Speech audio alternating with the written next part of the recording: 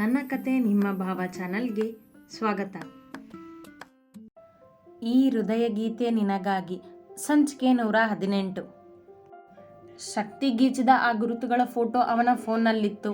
ಅದನ್ನೇ ನೋಡುತ್ತಾ ಕುಳಿತಿದ್ದ ಶಿವನಿಗೆ ಅದರ ಅರ್ಥ ಗೊತ್ತಾಗಿರಲಿಲ್ಲ. ಇನ್ನು ರಾತ್ರಿಯೆಲ್ಲ ಅದರ ಅರ್ಥ ತಿಳಿಯಲು ಪ್ರಯತ್ನಿಸಿದ್ದ. ಏನೂ ಹೊಳೆದಿರಲಿಲ್ಲ. ನಿದ್ದೆ ಇಲ್ಲದೆ ಶಕ್ತಿ ಹೇಗಿರುವಳೋ ಎಂದು ನೊಂದವ 2 ಗಂಟೆಯ ಹೊತ್ತಿಗೆ ಕಣ್ಮುಚ್ಚಿದ್ದ. ಆದರೆ ಶಿವನ ಹಾಗೆಯೇ ನಿದ್ದೆ ಮಾಡದೆ ಅವ ತನ್ನನ್ನು ಕರೆದೊಯ್ಯಲು ಬರುವನೆಂಬ ನಂಬಿಕೆಯಲ್ಲಿ ಕ್ಷಣಗಳನ್ನು ಕಳೆಯುತ್ತಿದ್ದ ಶಕ್ತಿಗೆ ಆಗ ತಾನೇ ಎಚ್ಚರವಾಗಿತ್ತು. ತಾನು ಗೋಡೆಯ ಮೇಲೆ ಗೀಚಿರುವ ಸ್ಥಳಕ್ಕೆ ನರಸಿಂಹ ತನ್ನನ್ನು ಕರೆದುಕೊಂಡು ಬಂದಿರುವನೆಂದು ಅವಳಿಗೆ ಗೊತ್ತಾಗಿರಲಿಲ್ಲ. ಅದಿನ್ನೂ ಅನುಮಾನವಿತ್ತು. ಕಾರಣ ಆ ನರಸಿಂಹ ಅವಳನ್ನು ಮೊದಲಿದ್ದ ಮನೆಯಿಂದ ಕರೆದುಕೊಂಡು ಹೋಗುವಾಗ ಮತ್ತು ಬರುವ ಡ್ರಗ್ ಅವಳಿಗೆ ತಿನ್ನಿಸಿ ಕರೆದುಕೊಂಡು ಹೋಗಿದ್ದ. ಅದರ ಅಮಲಿನಲ್ಲಿದ್ದಳು. ಹಾಗಾಗಿ ತಾನು ಎಲ್ಲಿಗೆ ಬಂದಿರುವಳೆಂಬ ಪ್ರಜ್ಞೆಯೇ ಇರಲಿಲ್ಲ ಅವಳಿಗೆ. ಎಚ್ಚರವಾದಾಗ ಕಣ್ಣುಗಳಿನ್ನೂ ಮಂಜಾಗಿದ್ದವು. ತಲೆ ದಿಮ್ಮಿ ಎನ್ನುತ್ತಿತ್ತು. ಯಾವುದೋ ಕೋಣೆಯಲ್ಲಿ ಇದ್ದಳು ಈಗಲೂ. ಏನೆಂದು ತಿಳಿಯಲು ನಿಧಾನವಾಗಿ ಮೇಲೇಳಲು ಪ್ರಯತ್ನಿಸಿದವಳು ಏಳಲಾಗದೆ ಮತ್ತೆ ಕುಳಿತು ಬಿಟ್ಟಳು. ಕುಳಿತಲ್ಲೇ ಕಣ್ಣುಗಳು ಮತ್ತೆ ಮುಚ್ಚಿದ್ದವು. ಇದ್ರ ಒಂದು ಸುಳಿವು ಸಿಕ್ತಿಲ್ಲ ನನಗೆ ಎಂದ ಶಿವ ಬೆಳಗ್ಗೆ ಎಚ್ಚರವಾಗುತ್ತಿದ್ದಂತೆ ತಯಾರಾಗಿ ಸ್ಟೇಷನ್ನಿಗೆ ಬಂದಿದ್ದ. ಅವನೆದುರು ಕೇಶವ ಕುಳಿತಿದ್ದ. ಇಬ್ಬರು ಮತ್ತೆ ಅದೇ ಶಕ್ತಿ ಗೀಚಿದ್ದ ಗುರುತನ್ನು ಹಿಡಿದು ಕುಳಿತಿದ್ದರು. ನನಗೂ ಗೊತ್ತಾಗ್ತಿಲ್ಲ ಶಿವ ಏನು ಅಂತ ಎಂದ ಕೇಶವ ಕೂಡ ಅವನಷ್ಟೇ ತಲೆ ಕೆಡಿಸಿಕೊಂಡಿದ್ದ. ಮಲ್ಲಿಕಾರ್ಜುನ್, ನನ್ನ ಫೋನ್ಗೆ ಬರೋ ಎಲ್ಲ ಕಾಲ್ನೂ ರೆಕಾರ್ಡ್ ಮಾಡಿ. ಅದರಿಂದ ನಮಗೆ ಏನಾದರೂ ಸಹಾಯ ಆಗಬಹುದು. ಆ ನರಸಿಂಹ ಖಂಡಿತ ನನಗೆ ಕರೆ ಮಾಡೇ ಮಾಡ್ತಾನೆ ಎಂದ ಶಿವ ಅಲ್ಲಿಯೇ ನಿಂತಿದ್ದ ಮಲ್ಲಿಕಾರ್ಜುನನಿಗೆ. ಹಾಂ ಸರ್, ಆಗಲೇ ವ್ಯವಸ್ಥೆ ಆಗಿದೆ ಎಂದನವ.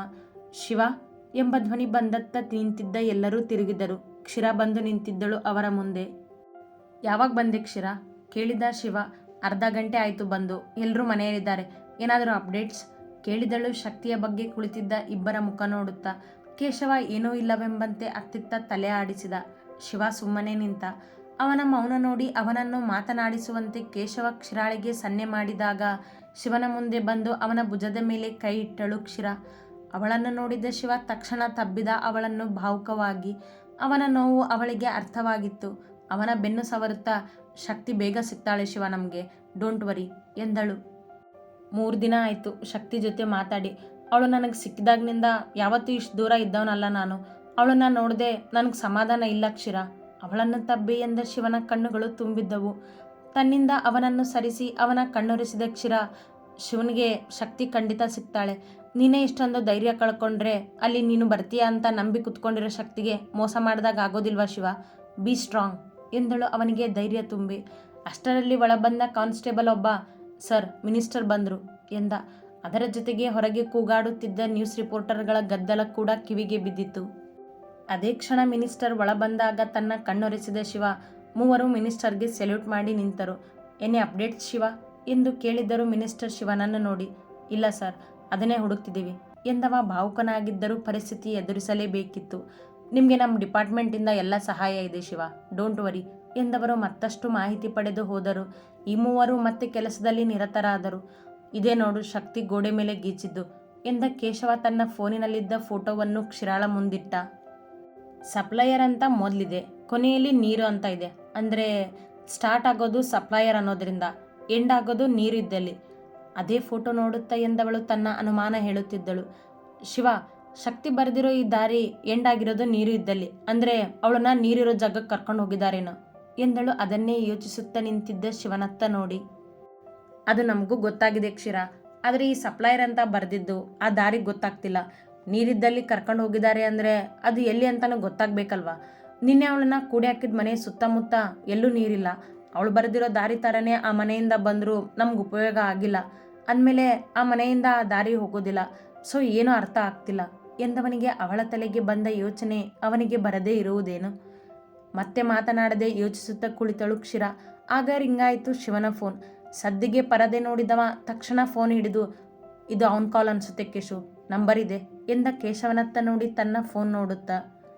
ಮಲ್ಲಿಕಾರ್ಜುನ್, ರೆಕಾರ್ಡ್ ಮಾಡ್ತಿದ್ದೀರಾ ತಾನೆ ತಕ್ಷಣ ಕೇಳಿದ ಕೇಶವ ಅಲ್ಲೇ ಇದ್ದ ಮಲ್ಲಿಕಾರ್ಜುನನನ್ನು ನೋಡುತ್ತಾ. ಎಸ್ ಸರ್ ಎಂದನವ. ಶಿವ, ಪಿಕ್ ಮಾಡು, ಸ್ಪೀಕರ್ಗೆ ಹಾಕು ಎಂದಳು ಕ್ಷೀರ ಶಿವನನ್ನು ನೋಡುತ್ತಾ. ಅವಳು ಹೇಳಿದಂತೆ ಕಾಲ್ ರಿಸೀವ್ ಮಾಡಿ ಸ್ಪೀಕರ್ ಆನ್ ಮಾಡಿದ್ದ ಶಿವ ಹಲೋ ಎಂದನಷ್ಟೇ. ನಂತರ ಕೇಳಿದ ಧ್ವನಿಗೆ ಅವನ ಕೈ ನಡುಗಿದವು. ಅಮ್ಮ ಅಮ್ಮ ಎಂದು ನರಳುತ್ತಿದ್ದ ಶಕ್ತಿಯ ಧ್ವನಿ ಅದು. ಶಕ್ತಿ ಶಕ್ತಿ, ಎಲ್ಲಿದೆಯಾ ನೀನು? ನಾನು ಶಿವ ಮಾತಾಡ್ತಿದ್ದೀನಿ. ಶಕ್ತಿ, ಎಲ್ಲಿದೆಯಮ್ಮ ನೀನು? ಹೆದರುತ್ತಾ ಕೇಳಿದವನ ಧ್ವನಿಯೇ ನಡುಗುತ್ತಿತ್ತು ಭಯಕ್ಕೆ. ಆದರೆ ಡ್ರಗ್ಸ್ನ ಅಮಲಿನಲ್ಲಿ ತೇಲುತ್ತಿದ್ದ ಶಕ್ತಿ ಮಾತನಾಡುವಳೆಲ್ಲಿ? ಅವಳು ನರಳುವುದನ್ನೇ ಶಿವನಿಗೆ ಕೇಳಿಸಲೆಂದು ಕರೆ ಮಾಡಿದ್ದ ನರಸಿಂಹ ನಕ್ಕ ಜೋರಾಗಿ. ಅವನ ನಗು ಕೇಳಿದ ಶಿವ, ಏಯ್, ಏನೋ ಮಾಡಿದ್ಯಾ ಅವಳಿಗೆ? ನನ್ನ ಶಕ್ತಿಗೇನಾದರೂ ಆದರೆ ನಿನ್ನನ್ನು ಸುಮ್ಮನೆ ಬಿಡೋದಿಲ್ಲ ನಾನು, ಚೀರಿದ ಜೋರಾಗಿ. ಮತ್ತೆ ನಕ್ಕ ನರಸಿಂಹ, ನಿನ್ನ ಶಕ್ತಿ ನಶೆಯಲ್ಲಿ ತೇಲಾಡ್ತಿದ್ದಾಳೆ ಶಿವ, ರಾಗದಲ್ಲಿ ಎಂದವನೇ ಕಾಲ್ ಕಟ್ ಮಾಡಿಬಿಟ್ಟ. ಹಲೋ ಹಲೋ ಎಂದು ಒಮ್ಮೆ ಕೂಗಿದವ ಉತ್ತರ ಬರದಿದ್ದಾಗ ಫೋನ್ ಕಿವಿಗಿಟ್ಟು ಮತ್ತೆ ಹಲೋ ಹಲೋ ಎನ್ನುತ್ತಾ ಕರೆ ಕಟ್ ಆಗಿದ್ದನ್ನು ಗುರುತಿಸದಾದ. ಶಿವ, ಕಾಲ್ ಕಟ್ಟಾಗಿದೆ ಎಂದ ಕೇಶವನಿಗೆ ಶಿವನ ಪರಿಸ್ಥಿತಿ ನೋಡಲಾಗದ್ದು. ಕೇಶು, ಶಕ್ತಿ ಕೇಶು, ನನ್ನ ಶಕ್ತಿಗೆ ಏನೂ ಆಗಿರೋದಿಲ್ಲ ತಾನೆ? ಕೇಳಿದವನ ಧೈರ್ಯ ತಾಳ್ಮೆ ಎಲ್ಲವೂ ಮೀರಿತ್ತು. ಶಿವ ಶಿವ ಎಂದು ಅವನನ್ನು ಸಮಾಧಾನಿಸಲು ಕೆನ್ನೆ ಹಿಡಿದ ಕೇಶವನ ಕೈ ಹಿಡಿದ ಶಿವ, ನನ್ನ ಶಕ್ತಿ ಕೇಶು ಎಂದು ಅರಿವನ್ನೇ ಕಳೆದುಕೊಂಡವರಂತಾಗಿದ್ದ. ಅವಳಿಗೇನೂ ಆಗಿರೋದಿಲ್ಲ ಕಣೋ, ನಾವು ಪತ್ತೆ ಹಚ್ಚೋಣ ಎಂದಳು ಕ್ಷೀರ ಅವನ ಪಕ್ಕದಲ್ಲಿ ಬಂದು ಅವನ ತೋಳು ಹಿಡಿದು. ಅವನನ್ನು ನಾನು ಸುಮ್ಮನೆ ಬಿಡೋದಿಲ್ಲ ಕೇಶು, ಶಕ್ತಿಗೆ ಡ್ರಗ್ಸ್ ಕೊಟ್ಟಿದ್ದಾನೆ ಅನಿಸುತ್ತೆ ಅವನು, ಅವಳ ಧ್ವನಿ ಕೇಳಿದರೆ ಹಾಗೆ ಅನಿಸುತ್ತೆ ಎಂದ ರೋಷದಿಂದ. ಓಕೆ ಓಕೆ ಶಿವ ಎಂದು ಮಲ್ಲಿಕಾರ್ಜುನ ತಂದ ನೀರಿನ ಗ್ಲಾಸ್ ತೆಗೆದುಕೊಂಡು, ತಗೋ ನೀರು ಕುಡಿ ಮೊದಲು ಎಂದು ಅವನಿಗೆ ನೀರು ಕುಡಿಸಿದ. ಮಲ್ಲಿಕಾರ್ಜುನ್, ಕಾಲ್ ರೆಕಾರ್ಡ್ ಆಗಿದೆ ಅಲ್ವಾ ಕೇಳಿದಳು ಕ್ಷೀರ. ಎಸ್ ಮೇಡಮ್ ಎಂದನವ. ಅದನ್ನು ಕೇಳಿಸಿ ಒಮ್ಮೆ ನನಗೆ. ಕ್ಷೀರ ಎಂದಾಗ ಮಲ್ಲಿಕಾರ್ಜುನ ಅವಳನ್ನು ಮುಂದಿದ್ದ ಟೇಬಲ್ಗೆ ಕರೆದುಕೊಂಡು ಹೋಗಿ ಒಮ್ಮೆ ರೆಕಾರ್ಡ್ ಕೇಳಿಸಿದ. ಗಮನ ಕೊಟ್ಟು ಅದನ್ನೇ ಕೇಳಿದ ಕ್ಷೀರಾಳಿಗೆ ಏನೋ ಸಾಕ್ಷಿ ದೊರೆಯಿತು. ಶಿವ, ಕೇಶವ್, ಇಲ್ಲಿ ಬನ್ನಿ ತಕ್ಷಣ ಕೂಗಿದಳು ಅವರನ್ನು. ಈ ರೆಕಾರ್ಡ್ ಒಮ್ಮೆ ಕೇಳಿಸ್ಕೊಳ್ಳಿ ಎಂದಳು ಅವರು ಮುಂದೆ ಬಂದಾಗ. ಮೂವರು ಮತ್ತೊಮ್ಮೆ ಎಲ್ಲವನ್ನೂ ಕೇಳಿಸಿಕೊಂಡರು. ಶಕ್ತಿಯ ಅಮ್ಮ ಎಂಬ ಧ್ವನಿ ಕೇಳಿದಾಗ ಶಿವನ ಕರಳು ಹಿಂಡಿದಂತಾಗಿತ್ತು. ರೋಷ ಉಕ್ಕಿತ್ತು ನರಸಿಂಹನ ಮೇಲೆ. ಏನಿದೆ ಇದರಲ್ಲಿ ಕೇಳಿದ ಕೇಶವ. ಶಕ್ತಿ ನರಳುವಾಗ ಏನೋ ನೀರು ಬೀಳೋ ಶಬ್ದ ಕೇಳ್ತಿದೆ ನಮಗೆ, ಅದನ್ನು ಗಮನಿಸಿ. ಅಂದರೆ ಶಕ್ತಿ ನಮಗೆ ಅವಳನ್ನು ಕರ್ಕೊಂಡು ಹೋಗಿರೋ ದಾರಿ ತೋರಿಸಿರೋದು ಕನ್ಫರ್ಮ್. ಅವಳು ಯಾವುದೋ ನೀರು ಇದ್ದ ಜಾಗದಲ್ಲೇ ಇದ್ದಾಳೆ, ಆದರೆ ಆ ಜಾಗ ಯಾವುದು ಅನ್ನೋದನ್ನೇ ನಾವು ಕಂಡು ಹಿಡಿಬೇಕಾಗಿರೋದು ಎಂದವಳು ಇತ್ತ ಬಂದು ಟೇಬಲ್ ಮೇಲಿದ್ದ ಕೇಶವನ ಫೋನ್ ಹಿಡಿದು ಮತ್ತೆ ಅವರಿದ್ದಲ್ಲಿ ಬಂದಳು. ನೋಡಿಲ್ಲಿ, ಶಕ್ತಿ ಕೊನೆಯಲ್ಲಿ ನೀರು ಅಂತ ಬರೆದಿದ್ದಾಳೆ ಅಂದರೆ ಅವಳಿಗಿರೋದು ನೀರು ಇದ್ದ ಜಾಗದಲ್ಲೇ ಅಂತ ನಮಗೆ ಗೊತ್ತಾಯಿತು. ಈಗ ಈ ದಾರಿ ಶುರುವಾಗಿದ್ದು ಎಲ್ಲಿ ಅಂತ ಗೊತ್ತಾಗಬೇಕು. ಶಿವ, ಇದು ಗೊತ್ತಾಗೋದು ನಿನ್ನೊಬ್ಬನಿಗೆ. ಈಗ ಅವಳು ಸಪ್ಲೈಯರ್ ಅಂತ ಕರೆಯೋದು ನಿನ್ನೇ, ಚೆನ್ನಾಗಿ ನೆನಪು ಮಾಡ್ಕೊ. ಆ ಹೆಸರಿನಿಂದ ಮತ್ತೇನು ನಿಮ್ಮಿಬ್ಬರಿಗೂ ಗೊತ್ತಿದೆ ಅಂತ ಎಂದಳು ಶಿವನ ಮುಖ ನೋಡುತ್ತಾ. ತನ್ನ ಬುದ್ಧಿಗೆ ಕೆಲಸ ಕೊಟ್ಟು ಶಿವ, ಸಪ್ಲೈಯರ್ ಅಂತ ಅವಳು ನನಗೆ ಕರೆಯೋಕ್ಕೆ ಶುರು ಮಾಡಿದ್ದು ನಾನು ಬಾರ್ನಲ್ಲಿ ಸಪ್ಲೈಯರ್ ಕೆಲಸ ಮಾಡೋದು ನೋಡಿ, ಅದು ಬಿಟ್ಟರೆ ಎಂದು ಯೋಚಿಸುತ್ತಾ ನಿಂತ. ರಣದೇವನ ಬಾರ್ನಲ್ಲಿ ಸಪ್ಲೈಯರ್ ಆಗಿ ಕೆಲಸ ಮಾಡ್ತಿದ್ದೆ. ಆ ಬಾರ್ ಹತ್ರ ಏನಾದರೂ ನೀರಿರೋ ಸ್ಥಳ ಇದೆಯಾ? ನೆನಪು ಮಾಡ್ಕೊ ಎಂದಳು ಕ್ಷೀರ. ಬಾರ್ ಸುತ್ತಮುತ್ತ ಆ ಥರ ಯಾವ ಸ್ಥಳನೂ ಇಲ್ಲ, ಆದರೆ ಆ ಬಾರ್ನಿಂದ ನಾವು ಹೀಗೆ ದಾರಿ ನೋಡಿ ಒಮ್ಮೆ ಹೋಗ್ಬಹುದಲ್ಲ ಎಂದ ಕೇಶವ. ವೇಟ್ ಎಂದ ಶಿವ ತನ್ನ ಮೊಬೈಲ್ ಹಿಡಿದು ರಣದೇವನ ಬಾರಿನ ಸುತ್ತಮುತ್ತಲಿನ ನಕಾಶೆ ನೋಡಿದ. ಅಲ್ಲಿ ದೊಡ್ಡದಾದ ಹಳೆಯ ನೀರಿನ ಟ್ಯಾಂಕ್ ಇದ್ದ ಸ್ಥಳವೊಂದಿತ್ತು. ಅದನ್ನು ನೋಡಿದವನೇ, ಎಸ್, ಇದೇ ಸ್ಥಳ ಅನಿಸುತ್ತೆ. ಸಪ್ಲೈಯರ್ ಅಂದರೆ ನಾನು ರಣದೇವನ ಬಾರ್ನಲ್ಲಿ ಕೆಲಸ ಶುರು ಮಾಡಿದ್ದು. ಇನ್ನು ಈ ದಾರಿ ಅವನ ಬಾರಿನಿಂದ ಈ ನೀರಿನ ಟ್ಯಾಂಕಿಗೆ ಹೋಗುತ್ತೆ. ಶಕ್ತಿ ನಮಗೆ ತೋರಿಸಿದ್ದು ಇದೇ ದಾರಿನ ಎಂದವನ ಮುಖದಲ್ಲಿ ಭರವಸೆಯ ಬೆಳಕು ಮೂಡಿತ್ತು. ದೆನ್ ಲೆಟ್ಸ್ ಗೋ ಎಂದ ಕೇಶವ. ಮಲ್ಲಿಕಾರ್ಜುನ್, ನೀವು ಫೋರ್ಸ್ ಜೊತೆಗೆ ರೆಡಿ ಇರಿ. ಎಲ್ಲಿಯೂ ಈ ವಿಷಯ ಗೊತ್ತಾಗಬಾರ್ದು. ಈಗಲೇ ಆ ಜಾಗದ ಹತ್ತಿರದಲ್ಲೇ ಎಲ್ಲ ವ್ಯವಸ್ಥೆ ಜೊತೆ ಬನ್ನಿ. ನಮಗೆಲ್ಲನೂ ಕನ್ಫರ್ಮ್ ಆಗ್ತಿದ್ದಾಗೆ ನಾನು ನಿಮಗೆ ಕಾಲ್ ಮಾಡ್ತೀನಿ ಎಂದ ಶಿವ ಅವಸರದಲ್ಲಿ ಹೊರಬಂದ. ಅವನ ಹಿಂದೆ ಕ್ಷೀರ ಕೇಶವ ಕೂಡ ಬಂದು ಬೈಕ್ ಹತ್ತಿದರು. ಮೂವರು ಇನ್ನೇನು ಹೊರಡುತ್ತಿದ್ದಂತೆ ಕೇಶವನಿಗೆ ಮನೆಯಿಂದ ಕರೆ ಬಂದಿತ್ತು. ರಿಸೀವ್ ಮಾಡಿ ಕಿವಿಗಿಟ್ಟ. ರಾಯರ ಆರೋಗ್ಯದಲ್ಲಿ ತುಂಬ ವ್ಯತ್ಯಾಸ ಆಗಿದೆ ಕೇಶವ, ಬೇಗ ಶಿವನ ಕರ್ಕೊಂಡು ಆಸ್ಪತ್ರೆಗೆ ಬಾ, ನಾವು ಅಲ್ಲಿಗೆ ಹೋಗ್ತಿದ್ದೀವಿ ಎಂದರು ಮೀನಾಕ್ಷಿ. ಓಕೆ ಆಂಟಿ ಎಂದ ಕೇಶವ ಮುಂದೆ ಹೋಗಿದ್ದ ಶಿವನನ್ನು ತಡೆದು ಇದ್ದ ವಿಷಯ ಹೇಳಿ ಆಸ್ಪತ್ರೆಯತ್ತ ನಡೆದ. 20 ನಿಮಿಷದಲ್ಲಿ ಮೂವರು ಆಸ್ಪತ್ರೆ ತಲುಪಿದ್ದರು.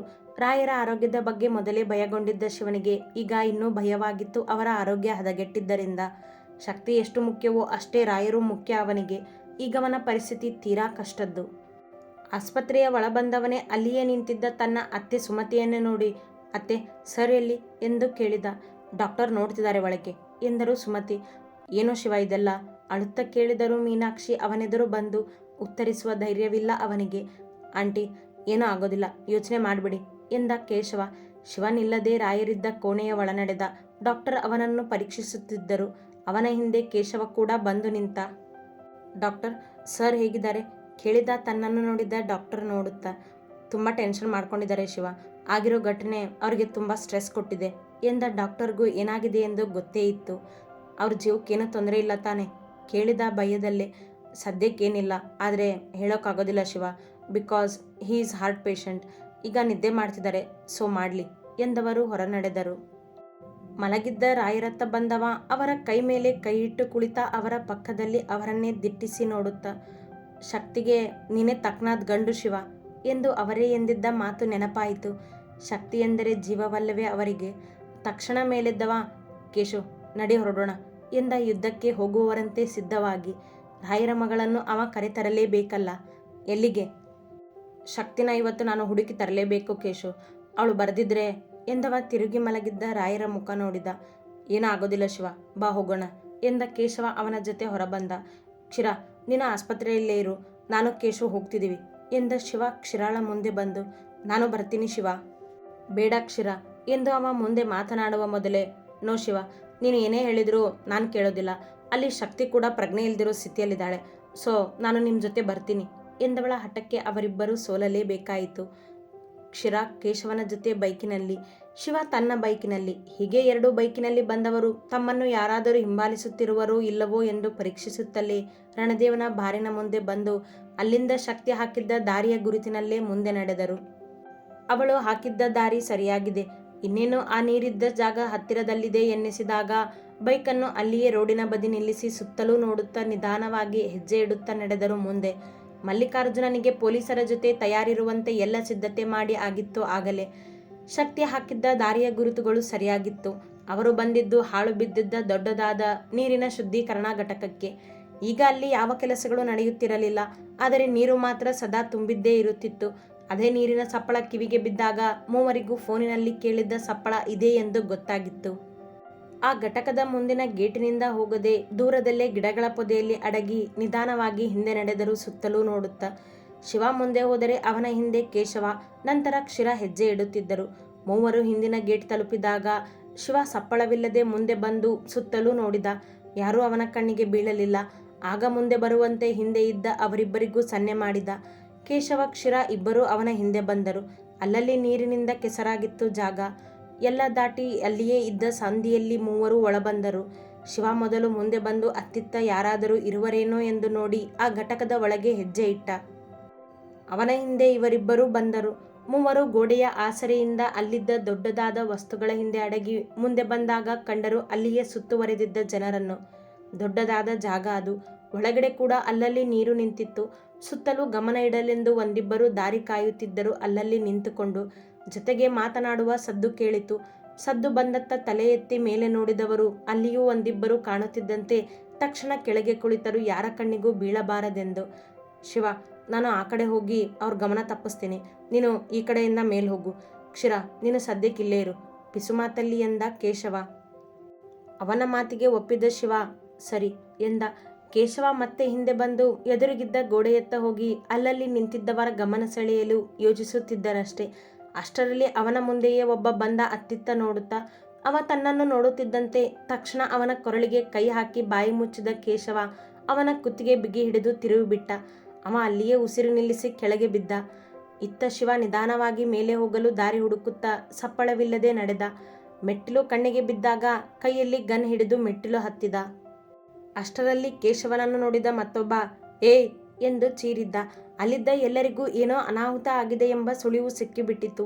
ಎಚ್ಚರಿಕೆಯಿಂದ ಹೆಜ್ಜೆ ಇಡುತ್ತಿದ್ದ ಶಿವ ಬಂದ ಧ್ವನಿಗೆ ತಡ ಮಾಡದೆ ಮೆಟ್ಟಿಲು ಹತ್ತಿದರೆ ಅವನ ಮುಂದೆಯೇ ಬಂದ ಒಬ್ಬ ಶಿವ ಎಂದು ಗುರುತಿಸಿಯೇ ಬಿಟ್ಟ ಜೋರಾಗಿ ಕೂಗಿ. ಅವನ ಧ್ವನಿ ಅಲ್ಲಿಯೇ ಕುಳಿತಿದ್ದ ನರಸಿಂಹನ ಕಿವಿಗೂ ಬಿದ್ದಿತ್ತು. ಎದ್ದು ತಿರುಗಿ ನೋಡುವವನ ಮುಂದೆಯೇ ತನ್ನ ಮುಂದೆ ಬಂದವನ ಕೈಕಾಲು ಮುರಿದು ಬೀಳಿಸಿದ ಶಿವ. ಡ್ರಗ್ಸ್ ಎಂಬ ವಿಷಕಾರಿ ದಂಧೆಯನ್ನು ಮುಚ್ಚಿಸಲು ಪಣ ತೊಟ್ಟ ಸಿಂಹ ಆ ನರಿ ರೂಪದ ನರಸಿಂಹನ ಮುಂದಿತ್ತು ಈಗ. ನೀನಾ? ಭಯದಿಂದ ಎಂದ ನರಸಿಂಹ ತಕ್ಷಣ ತನ್ನ ಕೋಟಿನಲ್ಲಿದ್ದ ಗನ್ ತೆಗೆದು ಶಿವನತ್ತ ಗುರಿ ಇಟ್ಟು ಗುಂಡು ಹಾರಿಸಿದ. ಅದರಿಂದ ಸರಿದು ತಪ್ಪಿಸಿಕೊಂಡ ಶಿವ ಮುಂದೆ ಓಡಿದರೆ ಅವನ ಮೇಲೆ ಮುಗಿಬಿದ್ದರು ಅಲ್ಲಿದ್ದವರು ಹೊಡೆದಾಟಕ್ಕೆ ನಿಂತು. ಕೆಳಗೆ ಕೇಶವ ಸಿಕ್ಕವರ ಕೈಕಾಲು ಮುರಿಯುತ್ತಿದ್ದ. ಆದ ಗುಂಡಿನ ಸಪ್ಪಳಕ್ಕೆ ಕ್ಷೀರ ಮೆಟ್ಟಿಲು ಹತ್ತಿ ಶಿವ ಇದ್ದಲ್ಲಿ ಬಂದವಳು ಅವನ ಜೊತೆ ಹೊಡೆದಾಟಕ್ಕೆ ನಿಂತವರನ್ನು ತಾನು ಎದುರಿಸಲು ಶುರು ಮಾಡಿದಳು.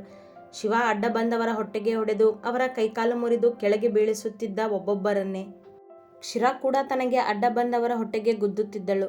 ಈ ಹೊಡೆದಾಟ ನೋಡಿದ ನರಸಿಂಹ ಹಿಂದೆ ನಡೆದು ಅಲ್ಲಿಯೇ ಕೋಣೆಯೊಂದರಲ್ಲಿ ಕೂಡಿ ಹಾಕಿದ್ದ ಶಕ್ತಿಯನ್ನು ಎಳೆದು ಮೆಟ್ಟಿಲತ್ತ ಬಂದ. ಅಮ್ಮ ಎಂದು ಕೇಳಿದ ಶಕ್ತಿಯ ನರಳುವ ಧ್ವನಿ ಶಿವನ ಕಿವಿಗೆ ಬೀಳುತ್ತಿದ್ದಂತೆ ಹೊಡೆದಾಟ ಬಿಟ್ಟು ಧ್ವನಿ ಬಂದತ್ತ ನೋಡಿದ. ಉಟ್ಟ ಸೀರೆಯೆಲ್ಲ ಧೂಳಾಗಿತ್ತು, ಮುಖ ಬಾಡಿ ಬೆವರಿತ್ತು. ನಿಲ್ಲಲು ಆಗದ ಅರೆಪ್ರಜ್ಞಾವಸ್ಥೆಯಲ್ಲಿದ್ದ ಶಕ್ತಿಯನ್ನು ನೋಡಿ ಶಕ್ತಿ ಎಂದು ಚೀರಿದವ ಅವಳತ್ತ ಹೆಜ್ಜೆ ಇಡುತ್ತಿದ್ದಂತೆ ಅವನ ಹಿಂದಿದ್ದ ಒಂದಿಬ್ಬರು ಅವನ ಕೈ ಹಿಡಿದರು ಬಿಗಿಯಾಗಿ. ಮತ್ತೊಬ್ಬ ಅವನ ಮುಂದೆ ಬಂದು ಹೊಟ್ಟೆಗೆ ಗುದ್ದಿದ ಜೋರಾಗಿ. ಆ ಎಂದ ಶಿವ ಬಿಡಿಸಿಕೊಳ್ಳಲಾಗದೆ ಸಿಕ್ಕಿಬಿದ್ದ. ಇತ್ತ ಶಕ್ತಿಯನ್ನು ಎಳೆದು ಮೆಟ್ಟಿಲು ಇಳಿಯುತ್ತಿದ್ದ ನರಸಿಂಹನಿಗೆ ಎದುರಾದ ಕೇಶವ ಗನ್ ಹಿಡಿದು ನಿಂತುಬಿಟ್ಟ. ಅವನಿಗೆ ಗುರಿ ಇಟ್ಟು. ತಕ್ಷಣ ತನ್ನ ಕೈಯಲ್ಲಿನ ಗನ್ ಹಿಡಿದು ಶಕ್ತಿಯ ಎದೆಗೆ ಗುರಿ ಇಟ್ಟ ನರಸಿಂಹ ತನ್ನನ್ನು ತಾನು ಉಳಿಸಿಕೊಂಡು ತಪ್ಪಿಸಿಕೊಳ್ಳಲು, ಏಯ್ ನರಸಿಂಹ, ಶಕ್ತಿಗೇನಾದರೂ ಮಾಡಿದರೆ ನಾನು ನಿನ್ನನ್ನು ಉಳಿಸೋದಿಲ್ಲ. ಚೀರಿದ ಶಿವನನ್ನು ಬಿಗಿಯಾಗಿ ಹಿಡಿದೇ ಇದ್ದರು 4 ಜನ. ಇತ್ತ ಕ್ಷೀರಾಳ ಜೊತೆ ಒಬ್ಬ ಸೆಣಸಾಡುತ್ತಿದ್ದ ಇನ್ನು. ಹೌದಾ ಎಂದವ ನಗುತ್ತ ಶಕ್ತಿಯನ್ನು ಎಳೆದು ಅವಳ ಕುತ್ತಿಗೆಯನ್ನು ಬಳಸಿ ತನ್ನ ತೋಳಿಗೆ ಆನಿಸಿಕೊಂಡವ ಅವಳ ತಲೆಗೆ ಕೈಯಲ್ಲಿದ್ದ ಗನ್ ಹಿಡಿದು ನಿಂತ. ಬಿಟ್ಬಿಡು ನರಸಿಂಹ ಅವಳನ್ನ, ರೋಷದಿಂದ ಎಂದ ಅವನ ಸನಿಹದಲ್ಲಿದ್ದ ಕೇಶವ ನರಸಿಂಹನಿಗೆ ಗುರಿ ಹಿಡಿದೇ ನಿಂತಿದ್ದ. ನನ್ನನ್ನು ಶೂಟ್ ಮಾಡ್ತೀಯಾ? ಮಾಡು, ಇವಳು ಪ್ರಾಣ ಕೂಡ ತಗೊಂಡು ಹೋಗ್ತೇನೆ ನಾನು ನನ್ನ ಜೊತೆ, ಕೂಗಿದ ನರಸಿಂಹ ಅವನಷ್ಟೇ ರೋಷದಿಂದ. ಇವರಿಬ್ಬರ ಮಾತಿನತ್ತ ಲಕ್ಷ್ಯ ಕೊಡದೆ ತನ್ನ ಜೊತೆ ಹೊಡೆದಾಡುತ್ತಿದ್ದವನನ್ನು ಬೀಳಿಸಿ ಇತ್ತ ಬಂದ ಕ್ಷೀರ ನರಸಿಂಹನ ಬದಿಯಲ್ಲಿದ್ದ ಶಕ್ತಿಯ ಕೈ ಹಿಡಿದು ಎಳೆದಳಷ್ಟೇ ಅಲ್ಲಿ 2 ಗುಂಡು ಹಾರಿತ್ತು. ಶಿವ, ಶಕ್ತಿ ಎಂದು ಕೂಗಿದರೆ ಆ ಎಂದು ಇನ್ನೊಂದು ಧ್ವನಿ ಕೂಡ ಕೇಳಿತ್ತು.